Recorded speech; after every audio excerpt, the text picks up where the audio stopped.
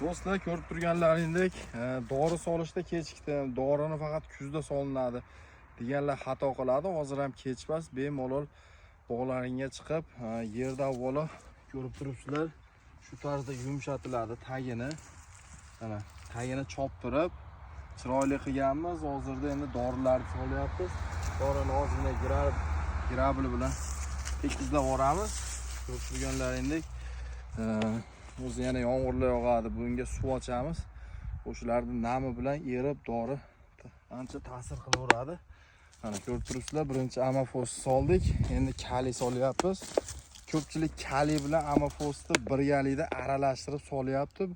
Bu xato deb hisoblayman, chunki kali juda mayda bo'lgani uchun amafos yirik donli bo'ladi. Mana ko'rib turganlaringdek, bu amafos bo'ladi mana. Bunga hech qachon aralashtirganda bu ikkalasi birga aralashmaydi. Bu maydaligini hisobiga pastiga tushib ketadi, cho'kib ketadi. Dorini olib sepganda birinchi amafos ishlatiladi. Kali dorisi pastga cho'kib qolgan hisobiga birinchi solishni boshlagan joylaringizga kali kam tushadi.